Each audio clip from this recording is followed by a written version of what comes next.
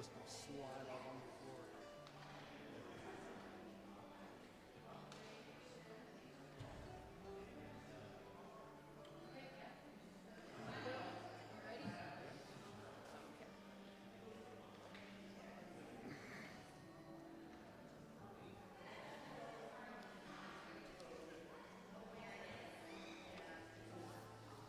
Come, whoever you are, right?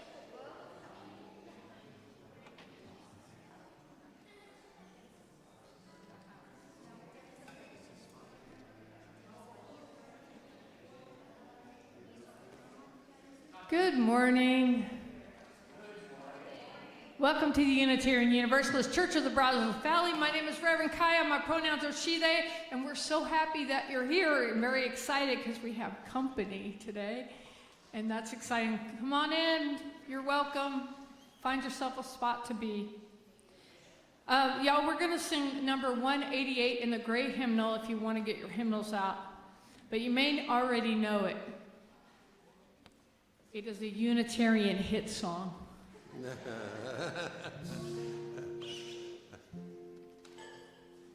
And it comes from Rumi. It's a translation of Rumi's poem. And it's called Come, Come, Whoever You Are. Come, come, whoever you are, wanderer, worshiper, lover of living, ours is no caravan of despair. Come yet again, come, come, come, whoever you are, wanderer, worshiper, lover of living, ours is no caravan of despair. Come yet again, come. You want to try it another round? Okay, Darby, will you help me lead it? We're singing Come, Come, Whoever You Are in two parts. And Darby's going to start you out, all of those on this side. Ready? Come. Y'all ready? Come, come, whoever you are, wanderer, worshiper, lover of living, ours is no caravan of despair. Come yet again, come, come, whoever you are, wanderer, worshiper, lover of living, ours is no caravan of despair. Come yet again, come. Last time. Come, come, whoever you are, wanderer, worshiper, lover of living, ours is no caravan of despair. Come yet again, come.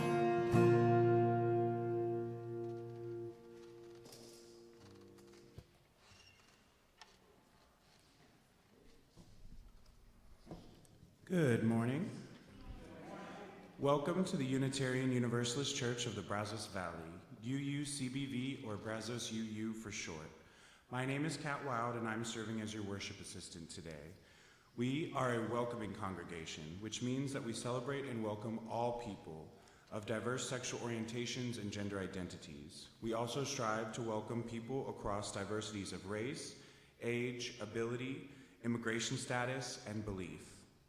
We are also a congregation working towards reproductive justice. So whoever you are, wherever you have come from, and wherever you are on life's journey, you are welcome here.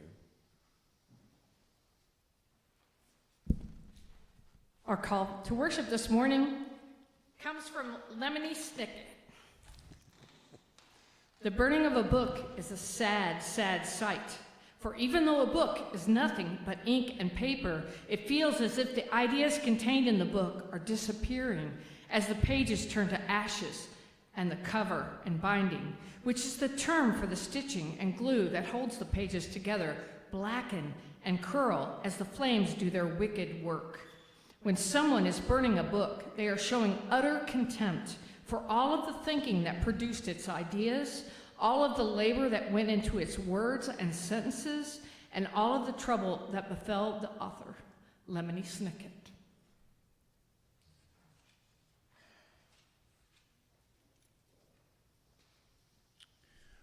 Alrighty, today we're going to have Jimmy light our chalice. We have our chalice lighting words up on the screen if you would like to recite them with me, please. We light the chalice, the symbol of our Unitarian Universalist faith, as a beacon of hope for all who seek justice, dignity, and compassion, and in celebration of the life of truth and meaning we share together. Also, if you would repeat our affirmation statement. Love is the spirit of this church, and service is its gift. This is our great covenant, to dwell together in peace, to seek the truth in love, and to help one another.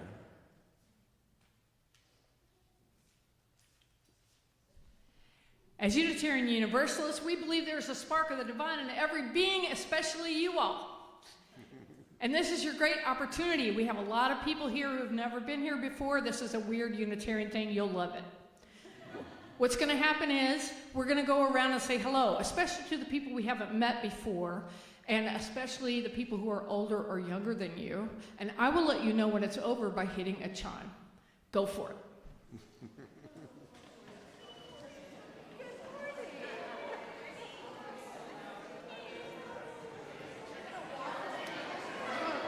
I think I may just say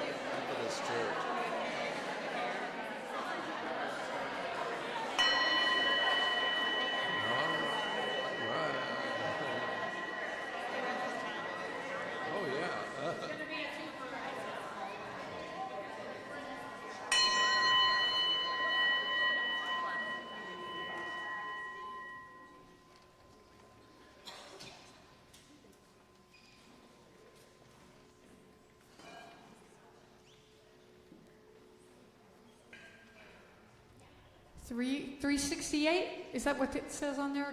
396. 396. Got it backwards.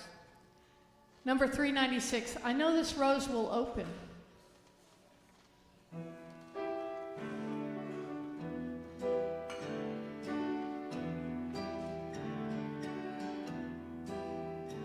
I know this rose will open. I know my fears will burn away. I know my soul will unfurl its wings.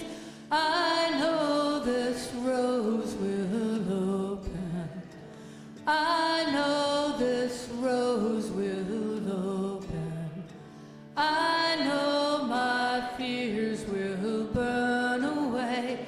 I know my soul will unfurl its wings. I know this rose will open. You want to sing it in a round one time or 2 times? Let's try it 3 times around. Okay? This time this side starts. Molly, would you help me with the second side? Okay. So y'all watch Molly. I know this rose will open. I know my fears will burn away. I know my soul will unfurl its wings. I know this rose will open. I know this rose will open. I know my fears will burn away. I know my soul will unfurl its wings. I know this rose will open. Last time. I know this rose will open. I know my fears will burn away. I know my soul will unfurl its wings. I know this rose will open. I know my soul will unfurl its wings. I know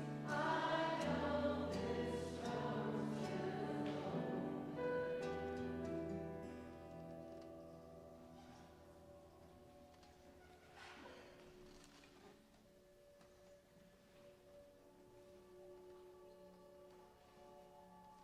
open. Hey, Evan, the music's playing. It's kind of spooky.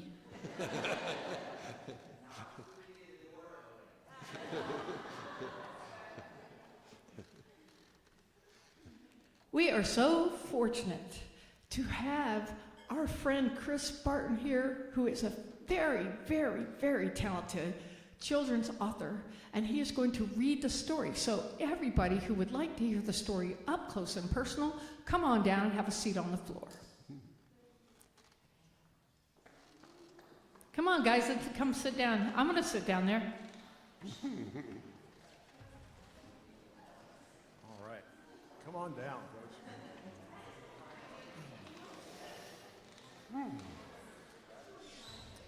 All right. So I'm going to read a true story that I wrote. I did not create the art for this book. The illustrations in this book were created by an artist named Steffi Walthall. So this book is called Moving Forward, From Space Age Rides to Civil Rights Sit-Ins with Airman Alton Yates. And again, this is a true story. When Alton Yates was growing up, he had a neighbor living right next door who had gone to war in 1918. Alton would listen to Mr. Jeffcoat's stories about dangers he faced in World War I, and stories about coming home afterward. Mr. Jeffcoat had thought that when he got back, things would be different there in Jacksonville. Wouldn't people who had risked their necks for their country be treated better when their service was complete? Wouldn't they at least be able to vote? Not in Florida, not in the South, not under Jim Crow, the name for the system of laws keeping black people, even veterans, apart from and underneath the whites. Alton saw sailors and soldiers return from World War II and experience the same disappointment. Then he saw it happen all over again to those who had fought in Korea. And yet, Alton could hardly wait to join the Air Force. Part of it was inspiration. Air Force Captain Daniel Chappie James had come to Alton's junior high school and declared to students, "I am an American warrior." Alton could imagine that for himself. Part of it was hopefulness. Hadn't President Truman ordered the end of racial segregation, of keeping different groups separate and treating them unequally in the military? Wasn't the Air Force the first of the armed services to actually make that change? Wouldn't that make for a better life than what Jacksonville had to offer? And part of it was reality. Alton's mother died when her 7th child was still a toddler. Now Alton had to think of his dad, his grandmother, and his younger siblings. He needed more education, but his family couldn't afford college. Alton enlisted in the Air Force in 1955. He knew that serving his country, whatever it required, was his way forward. But how far forward? Alton had no idea until the day he met Lieutenant Colonel John Paul Stapp, the fastest human on Earth. At Holloman Air Force Base, out in the New Mexico desert, Stapp had ridden a rocket-powered sled called Sonic Wind as it roared from 0 to 639 miles per hour in only 5 seconds. The sled and Stapp then came to a stop in less than a second and a half. That ride was physically punishing. Stapp came away with 2 black eyes. He had bruises and blisters. But along with his injuries, he also had a mission that made his wounds worthwhile. Stapp was dedicated to researching what dangers human bodies could survive in airplanes, spacecraft, and even automobiles, if they had proper protection. And he needed help figuring out how best to protect them. Pilots were flying faster and higher than ever before, faster than the speed of sound and approaching 100,000 feet above the ground. This was the future. There was so much progress for Stapp to keep up with, so many changes to make. For that, he needed a good team. Alton stepped up, volunteered for the job, and accepted the hazards it entailed. And of all of Steffi Walthall's art in this entire book, my single favorite detail is just the simplicity of Alton's upraised hand as he volunteers for service. Alton soon found himself strapped into the bopper sled, pulled back tightly like a slingshot, then surging ahead with tremendous force and brought to a sudden stop. Other experiments had Alton slamming into a water break, spinning around, submerging, and so forth. Alton experienced sharp pains during some of those tests. His aches could last for weeks, but warriors should not expect to always walk away unscathed. Besides, he didn't mind the sacrifice. In fact, he loved this life, the contributions made by the team, the bonds they formed. After 4 years in the Air Force, Airman 2nd Class Alton Yates was ready for more. One day, though, his grandmother called from Jacksonville. Alton's dad was very sick, and she needed help with Alton's younger sister and brother. The Air Force granted Alton an honorable discharge. So in the fall of 1959, Alton dressed up in his Air Force blues, got into his Pontiac Chieftain, and headed for home. Maybe 90 minutes later, Alton crossed the state line into Texas, back into the South, back under Jim Crow. Alton stopped for a cup of coffee and got kicked out of the restaurant. He stopped to gas up his car and got kicked out of the service station when he asked to use the restroom. With curses and slurs, the man in charge wouldn't even let him buy a sandwich. Alton found a grocery store where he could buy bread and peanut butter. That's nearly all he ate as he drove the next 1,700 miles across the same United States for which he'd risked his body dozens of times. To use the bathroom, he had to go into the woods, through Texas and Louisiana and Mississippi and Alabama and Georgia and finally across Florida. Alton was angry. All alone, he had many hours to think about just how angry he was, to think about the equality, respect, and basic dignity he had experienced in his 4 years at Holloman. to think about how all that now lay miles behind him. Acting out of frustration and putting himself in extra peril on the route home wouldn't do a thing to help anyone. But by the time Alton made it to Jacksonville, he had a new mission. Before, he had met the challenge of physical forces. Now, he would square off against a social one. He would make a stand against Jim Crow. This was his future now. Ending segregation in this place that seemed stuck in the past was every bit as urgent as Alton's work in the Air Force. And in Jacksonville, being part of a good team was every bit as important as it had been while striving for progress at Holloman. After his dad died, Alton got active in an organization called the NAACP Youth Council, working alongside other young adults and teenagers. At 23, he was a vice president and one of the oldest members. The president, Rodney Hurst, was 16, and so was fellow officer Marjorie Meeks. Other members included kids as young as 13, but they were kids committed to a cause, combating racism and fighting for their civil rights as Americans. Now, raise your hand if you in this room have someone in your family who is, say, between 13 years old and 23 years old. All right, so all these family members of yours, they were old enough, they were of the age, they could have been members of the Youth Council in Jacksonville in 1960. And in the pages ahead, I want you to think about these family members of yours, facing the same choices and making the same decisions that Alton and the members of the Youth Council did.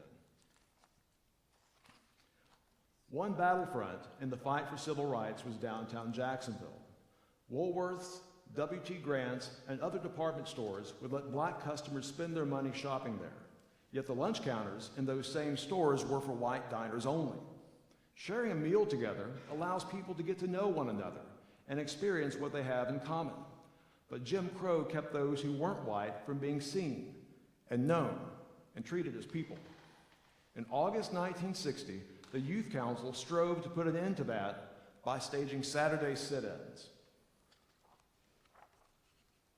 After meeting up at the Laura Street Presbyterian Church, Alton and other protesters walked to the stores and peacefully parked themselves at the lunch counters. The store managers shut down the lunch counters for the day rather than serve black and white customers side by side. Many white people got upset, and some of them got vicious. They hurled hateful, nasty words at the protesters. They threatened them. They jabbed them with pins and sharp sticks. Members of the Youth Council were ready for all of that, and they were ready to remain nonviolent in the face of it, even those who had once aspired to be American warriors. How, though, could they possibly have been ready for what they faced on August 27? Scores, some say hundreds, of white men gathered at nearby Hemming Park that morning. They handed out hard wooden axe handles. Several brought baseball bats.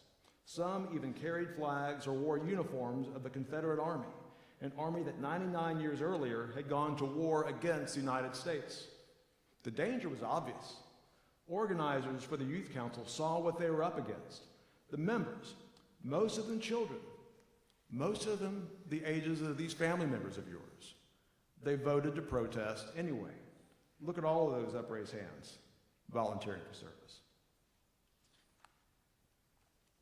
Alton had gotten married only 8 days earlier. His new bride, Gwen, waited at home with Alton's younger sister and brother. They had no idea of the confrontation that was unfolding downtown. When Alton and other protesters arrived at Woolworths to take their places at the lunch counter, the white men began to attack. The mob seemed to swing their axe handles and baseball bats at any brown body they came to, no matter how young, no matter how outnumbered. The protesters scattered. The police looked the other way. At that moment, Holloman Air Force Base was far away, but Alton's commitment to his country was not. His willingness to put his safety on the line, to put his very life on the line, could not have been closer. In the chaos, a white man swung his club through the humid morning air and struck Alton Yates on the back of his head. And now we're going to have a little bit of a time jump. 57 years later, at the dinner table with Gwen in their Jacksonville home, Alton Yates touches a scar from that blow. And this person there at the table with him, He looks kind of familiar to me. It was me. I did get to have dinner with Alton and Gwen Yates. Since Alton acquired that scar, spaceflight took properly protected Americans to the moon and back. John Paul Staff's research, including the pains and aches endured by Alton and others, made car travel much safer. Chappie James, who so inspired Alton, became the first African-American four-star general. It was not fast or easy, but Jacksonville institutions have progressed from pretending Axe Handle Saturday never happened to honoring the NAACP Youth Council's fight for civil rights. That's some word, fight. Same with warrior. Being a warrior doesn't mean being violent, and a person's willingness to be violent doesn't make their cause noble or right or worthwhile. But a willingness to fight for what's just and what's fair, that willingness is what has made the United States of Alton Yates' life a work in progress. Sometimes that progress is hard to see. Sometimes things may seem to be moving backward. But Alton remains optimistic. From where he peacefully stands, that forward motion continues. And that's moving forward. And one thing I want to point out, this book is autographed. It's not autographed by me, it is autographed by Alton Yates. Alton is 88 years old, still in great health. I've become friends with him as we made this book. He's fine. So he is so glad to have his story shared with folks like you. So thank you for listening.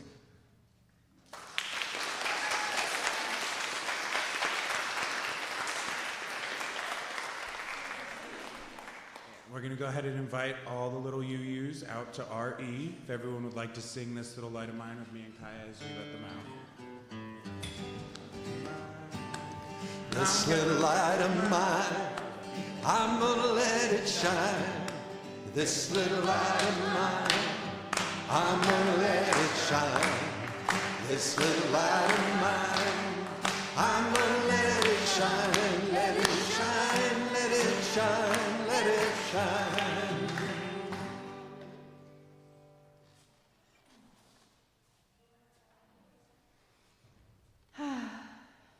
And now, Chris is going to talk to you about libraries.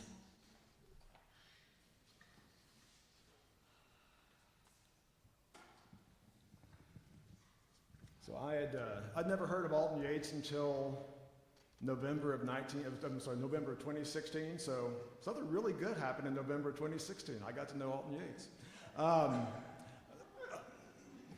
A willingness to fight for what's just and what's fair. That willingness is what has made the United States of Alton Yates' life a work in progress. It's hard to immerse yourself in the story of someone like Alton Yates and not think about how activism plays out in your own life, in your own search for meaning. Right around the time Moving Forward was published in early 2022, I decided on an approach to activism that made sense to me, that made sense for me. And it was simple. Pick an issue. Pick one issue. My wife and I had long made small, recurring financial donations to lots of causes that were important to us. I wanted to do more, but I did not have the time or mental energy to invest in staying informed about or getting actively involved in all of those causes, or even half of them. A single cause, however, I could handle.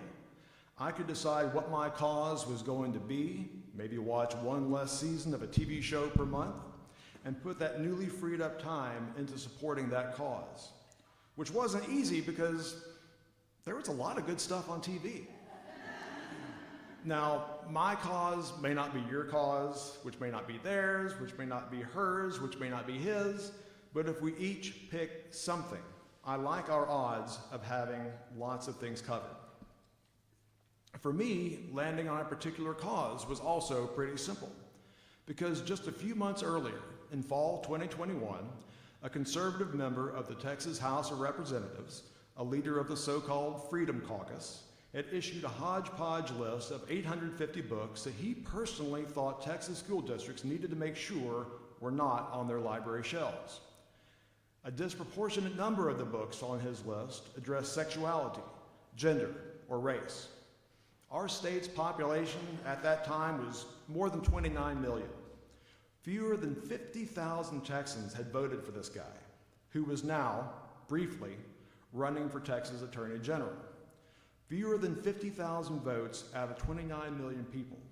And yet school district administrators across Texas were taking this would-be book banner seriously. Yikes. So, libraries. Libraries would be my cause. Far from being the inert, silent, shushing places portrayed in ill-informed and outdated stereotypes, libraries are vital hives of activity for patrons across every age group, every social status, every political affiliation. Supporting their fundamental purpose, making information available in many forms to the people they serve despite attempted meddling from politically ambitious culture warrior busybodies, that would be my issue. What that looked like for me in the beginning was attending the monthly meetings of the Austin Library Commission, which advises city leadership regarding the public library. I attended these meetings just to listen, to learn, to run the very real risk of being bored.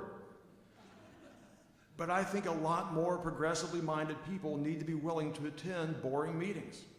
Because again and again since 2021, people who want to undermine the work that libraries do, that public schools do, that other taken for granted civic institutions do, people who want to undermine these have been more than willing to show up and commandeer such meetings and make them anything but boring. The same goes for previously ho-hum school board elections and bureaucratic procedures for requesting reconsideration of library materials. These democratic processes have all been weaponized. However much great TV these right-wing activists have been missing out on, they sure have made effective use of their time. We've got to hand it to the book banners and their ilk. They've been willing to get out there and do the work required to threaten everyone else's rights. The institutions they've targeted and the people these institutions serve have suffered as a result. There's a free speech advocacy group called PEN America that keeps track of book bans. For the 23-24 school year, PEN America has documented more than 10,000 instances where access to a particular title was removed under pressure within a particular school district somewhere in the United States. That's 3 times the rate recorded during the previous school year. In a nation that claims to value the freedom of expression, the number of such instances that you would want to see is 0. Those bans have been occurring at faster and faster rates, and that figure represents only the documented cases in schools. It doesn't include removals that happen quietly, without documentation, within school libraries and classrooms. It doesn't include bans in public libraries. It doesn't include newly introduced state legislation or local school board policies that have the same intent and similar results. These are not random or one-off occurrences that just happen to coincide. They are concerted, organized, purposeful, deliberate efforts. The banners have been most active in Florida and Iowa, but those in Texas are certainly doing their share. I'm going to pause here, and to keep myself from getting too far into the weeds during my time with y'all this morning, I'm going to recommend a pair of nonfiction books to you. And I've got information about both of these in the latest post on my website, and I shared them to various social media this morning. First is reporter Mike Hicksonbaugh's book, published earlier this year, They Came for the Schools, One Town's Fight Over Race and Identity and the New War for America's Classrooms. Focus on the Carroll School District outside in the upscale Dallas-Fort Worth suburb of Southlake. It provides valuable political and cultural context for the assaults we've seen nationwide on libraries in recent years. Second, published just last month, is That Librarian, The Fight Against Book Banning in America by Amanda Jones. Jones is a Louisiana middle school librarian who, purely as an engaged member of the community, spoke out against banning books in the public library in the small town she's lived in her whole life. As a result, she was vilified, called a groomer and a pedophile. She fought back, and her best-selling report from the trenches is highly informative, deeply infuriating, and ultimately inspiring. So back to those far less eventful library commission meetings I attended. Meetings I increasingly look forward to, because at least in my experience, the more you learn about something, the more capable and competent you feel. and the more you become connected to the community of people who care about the same issue. One thing led to another, and in early 2023, I attended a couple of small events at the state capitol. There, I joined other concerned citizens discussing the need to push back against a couple of pieces of particularly worrisome anti-library legislation. Participating in these events led to me tagging along as one of my new acquaintances knocked on legislators' office doors to lobby against those bills. I was nervous at first, but these were just conversations, occasionally with legislative staffers young enough to be my own children. I got over my nerves pretty quickly. And as a result of that, I found myself testifying against House Bill 900, also known as the Texas Book Ban, for 2 whole minutes before the Texas Senate Committee on Education. Along the way, I realized there wasn't a centralized repository of information about the Texas Book Ban, so I began creating and distributing a news roundup about the legislation, which brought more friends and acquaintances of mine up to speed. This did not stop the book ban, by the way. It passed in both chambers of the state legislature and was signed into law by Governor Abbott. But when a federal lawsuit brought the book ban into a U.S. district courtroom in Austin, I was there, and a long way from those boring commission meetings in branch locations of my public library. And if any of this sounds overwhelmingly stressful, then I haven't done a good job of conveying how satisfying it actually was, how meaningful, how fun. Because that one issue I picked had brought me into a community of people lifting each other up through our shared appreciation for libraries and the freedom to read. And when a Trump-appointed federal judge blocked key parts of the Texas book ban, calling it a violation of the First Amendment, we were joined in our celebrations by many other people who had been reached as a result of some of us making libraries our cause. It's sort of a reverse image of the community of anti-book and anti-education zealots who have found a shared and energizing goal in trying to control what other people read. I see the social appeal of falling in with such a crowd. It meets a human need for connection and a sense of purpose. And to our credit, those of us who love libraries and support public schools have begun harnessing that same need. In addition to grassroots local movements to recruit progressive candidates for school board elections, there's a statewide not-for-profit that was formed late last year that I think you should know about. Texas Freedom to Read Project is facilitating efforts in school districts throughout the state to thwart the book banners. This organization, the coordination that makes it possible, the bounty of volunteers' talents, and the resulting sense of community are vital, because we cannot allow those tools and those resources to be deployed only by the people who are determined to control which books other people's children have access to. But from my own experience, I know there's another reason why this vocal, visible support for libraries, books, and the freedom to read is important. So let me tell you about how my book, Moving Forward, caused educators in one community near Austin to freak out. As an author of picture books for well over a decade, I've been to hundreds of elementary campuses in Texas and beyond, and my school presentations had never gotten that sort of reaction. I've had as many as 3 kids lose teeth during a single presentation, but I'd never had the adults in the room lose their minds. To be clear, it wasn't this one school's 4th graders who freaked out. These 9 and 10-year-olds were quiet and attentive as I shared Alton Yates' story. Their focus was on the book, and my focus was on them. I did not notice the unease among their teachers. And so I was completely caught by surprise when, during the brief period between that session and my next one, the host librarian asked me not to share Moving Forward with the school's 5th graders. The librarian quickly alluded to the all too familiar political pressures and inflamed by Fox News cultural tensions that have afflicted the district in recent years, from its board meetings all the way into its classrooms and libraries. There were concerns that some parents of some students might get bent out of shape over Moving Forward and make the situation at that campus worse. The school's principal stood by her side, reinforcing that request. I decided at that moment that it would be hypocritical of me to voice my support in general for librarians and other educators during these difficult times, only to insist on doing things my way and refuse their requests while a guest and service provider on their campus. There wasn't time to gather more information or to collect my thoughts. I read the fifth graders a different book. But when word spread and librarians at nearby schools that I was scheduled to visit the following week got in touch to request that I not share moving forward on their campuses either, I pushed back.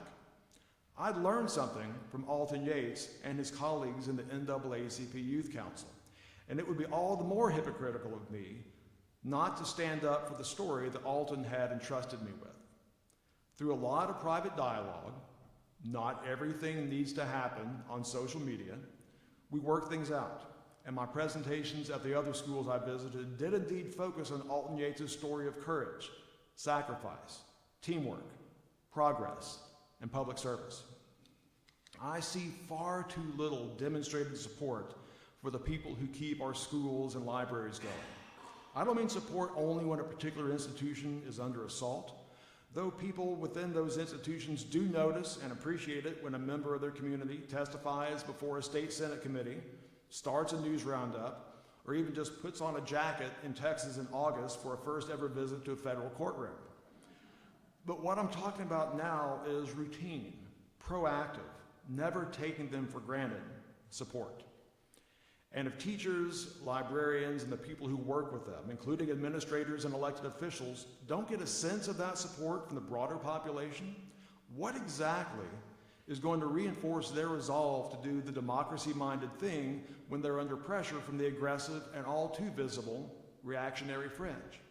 Under those conditions, what's going to help keep them from giving in? If all that these public servants and employees receive is that negative feedback, how else are they likely to respond?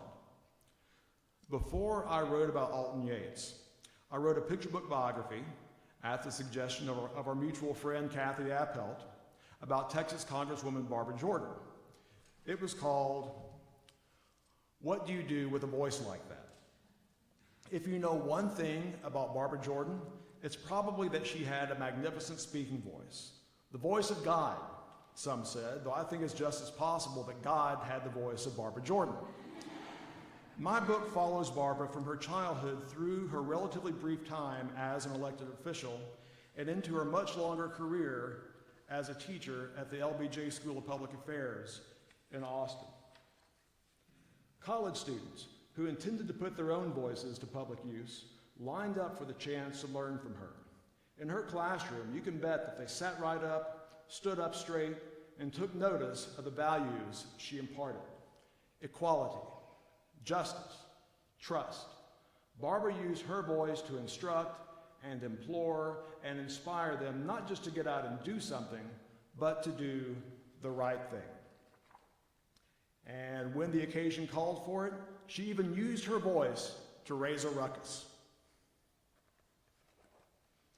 Barbara Jordan's former students still move among us, striving to do work that would have made her proud, hearing echoes of her words as they tried to make life better for all of us. For when it has been silenced, what do we do with a voice like that? We remember it, and we honor it by making our own voices heard. So let's show up at those boring meetings. Let's send private notes of appreciation. Let's watch a little less TV and spend a little more time coming together in community for the causes that are important to us. And in particular, let's make sure that Texas librarians and Texas libraries and those who wield power over these vital hives of public good hear our voices. Thank you.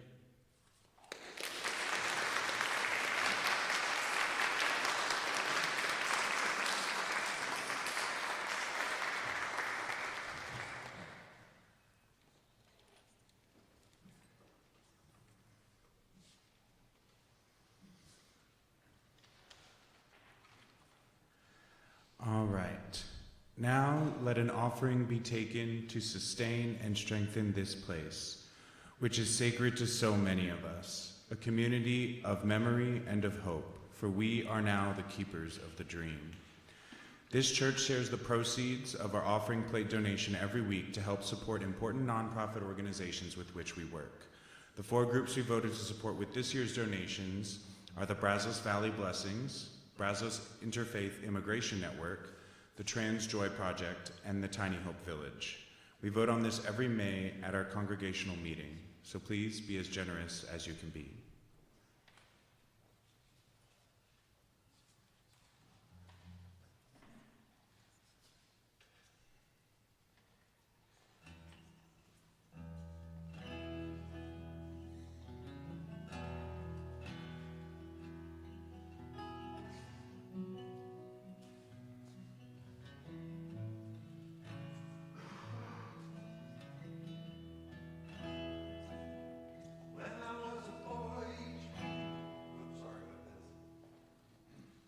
Turn the mic on. There we go.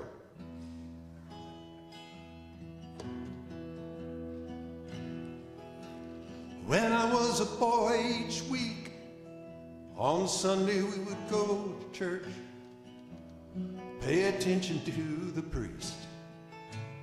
He would read the holy word, consecrate the holy bread, and everyone would kneel and bow. Today the only difference is everything is holy now. Everything is holy now.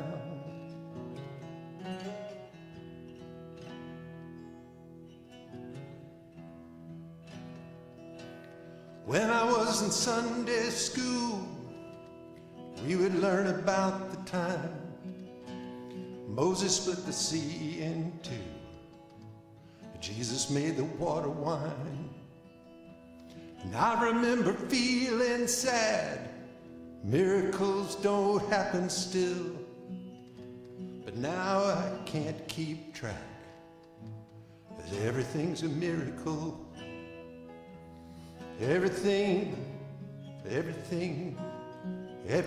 a miracle.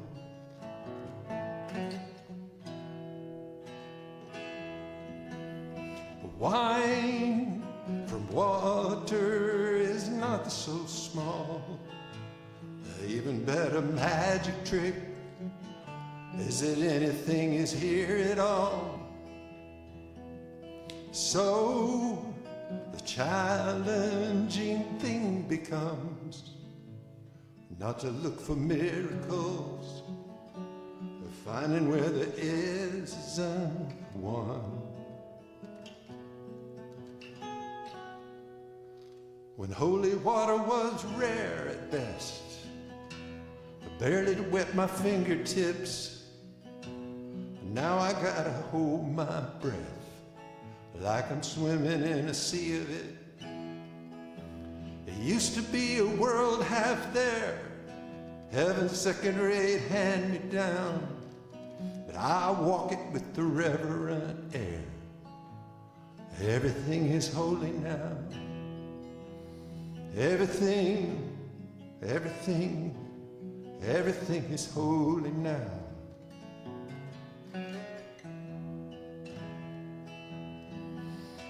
Read a questioning child's face. Say it's not a testament. That'd be very hard to say. See another new morning come. Say it's not a sacrament. I tell you that it can't be done. This morning outside I stood, saw a little red-winged bird shining like a burning bush, singing like a scripture verse. Made me want to bow my head. I remember when church let out how things have changed since then. Everything is holy now. It used to be a world half there, heaven's second-rate hand-me-down, but I walk it with the reverent air. Everything is holy now.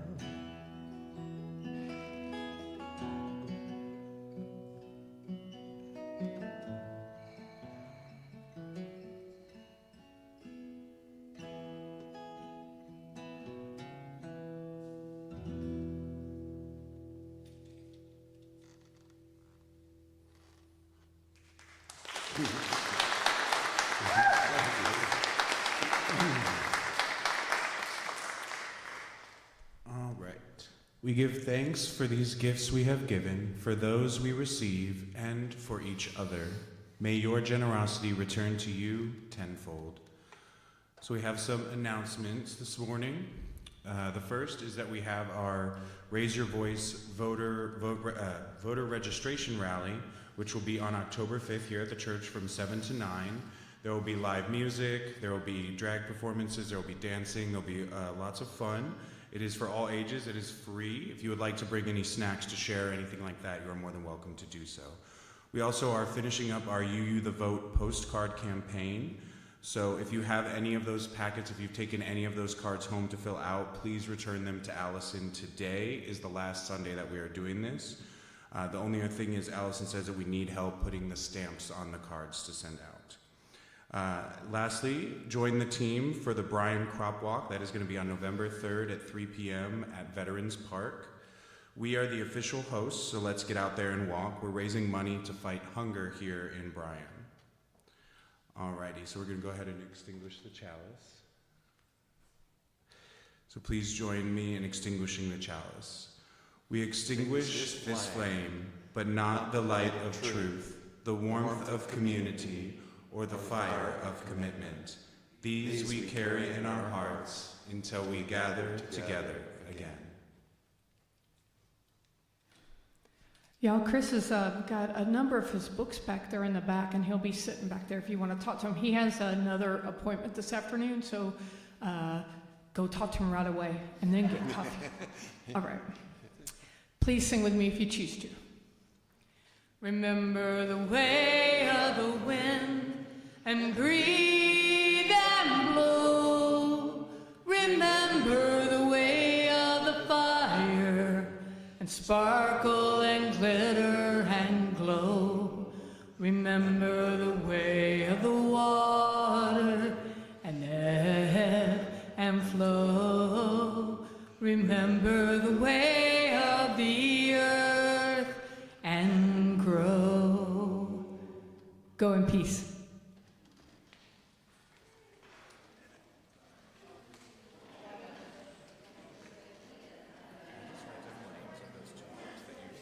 Sure thing. Oh, the ones I mentioned?